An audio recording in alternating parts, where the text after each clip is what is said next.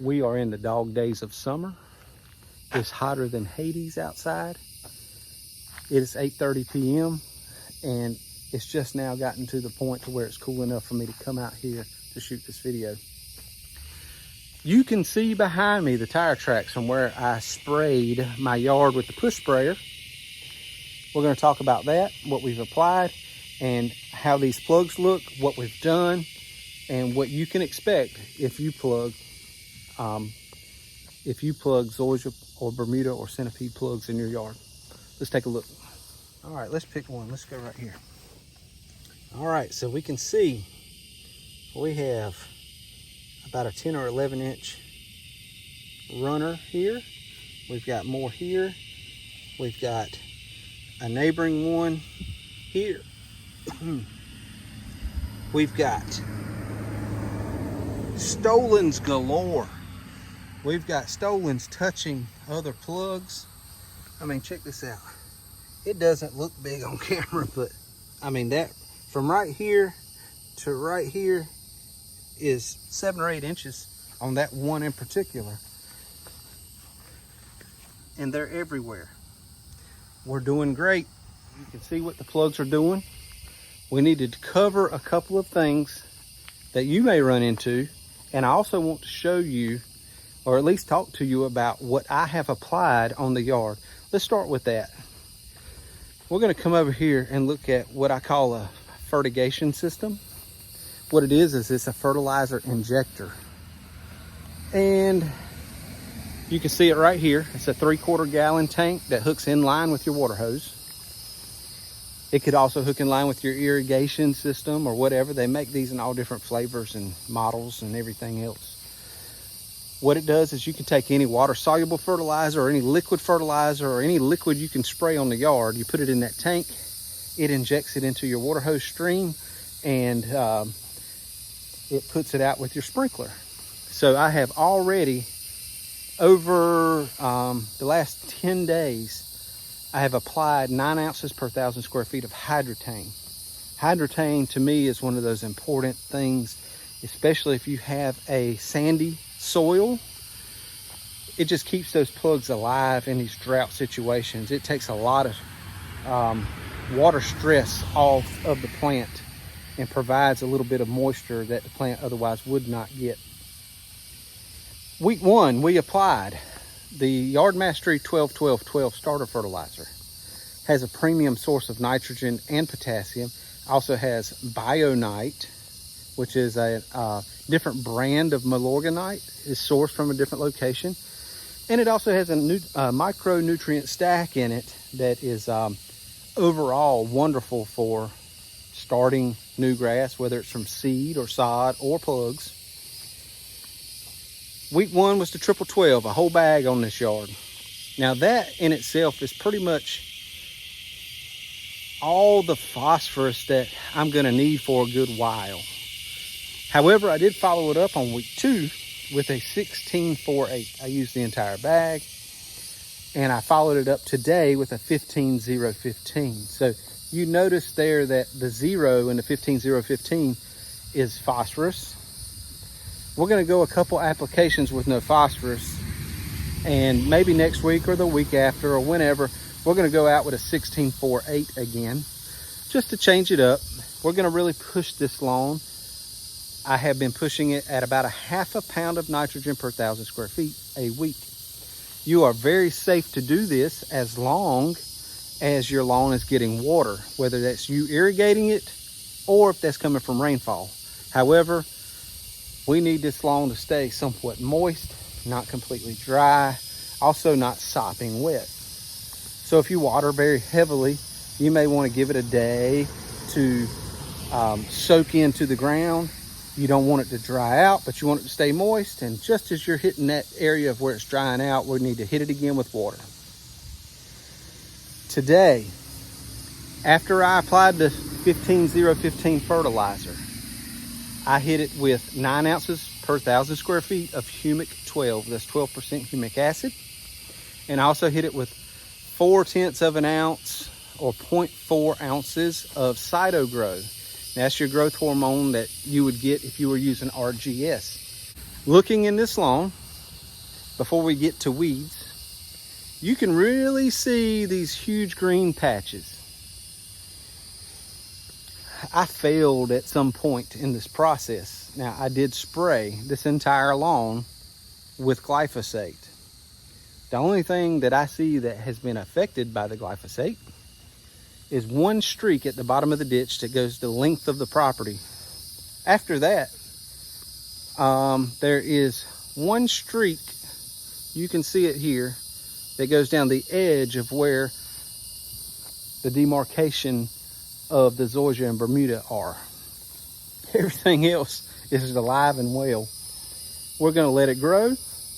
That's fine. We're just going to have some Meyer Zoysia mixed in here with our El Toro. No big deal at all. It's going to blend very well together. Those two play nicely together. They don't look much different at all. However, the El Toro's got some benefits to it. In its lateral growth movement, it will spread much faster.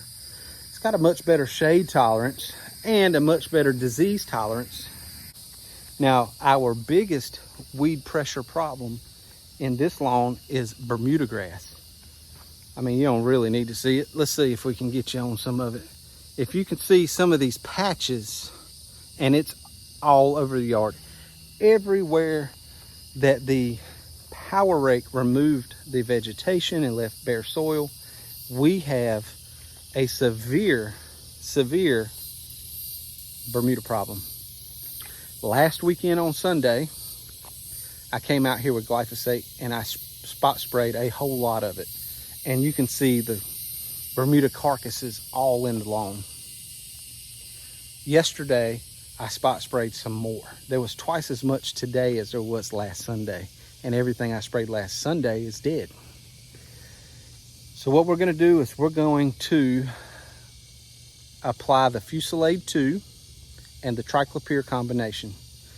We have to apply that every 28 days to get good control of our Bermuda. It's also going to knock out some of this small crabgrass. It should knock out some of this small goosegrass and any of the funky little broadleaf stuff that's popping up.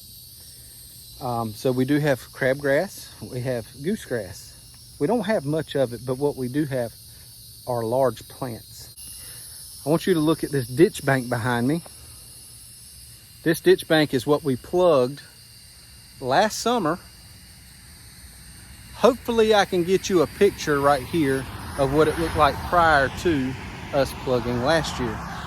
But you can see that ditch bank looks great. Now this huge bare spot way over here came from the power rake. I asked him to knock down the edge of a hill. I don't irrigate the ditch bank much at all, hardly ever. But I'm focusing my water on the plugs at this point. So you can basically say, people ask me all the time, how much do I need to water? Do I need to water every day? Probably, maybe. It's not going to really hurt anything. I can tell you that I water this yard every 6 days. That's what I put on it. Reason is I have one sprinkler. I can run it one time a day for an hour.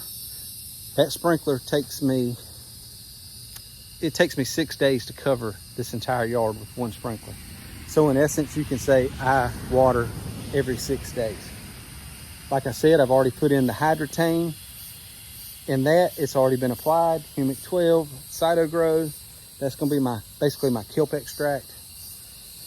That's really going to set my roots in motion, feed my microbes. It's going to do a lot for my soil biology. It's going to do a lot for, the humic's going to do a lot for chelating nutrients that are in the soil that are bound up. It's going to make them more plant available. Overall, we should see a positive effect in the lawn as long as we can keep it from drying out in this heat. So the one thing I want you to take away from plugging in the middle of summer is it is an excellent time to plug as long as you can get water on your lawn. When I mention we're in the dog days of summer, we are in the mid to upper 90s every single day. We have storms popping up maybe once or twice a week on average. We are getting to the point with those mid to upper 90s as highs and mid 70s as our lows. These warm season grasses absolutely love it. They're going crazy. You're gonna see a ton of growth in the summer. So when people say the summer is not a good time to plug, they are completely wrong, unless they're not dedicated to watering and other cultural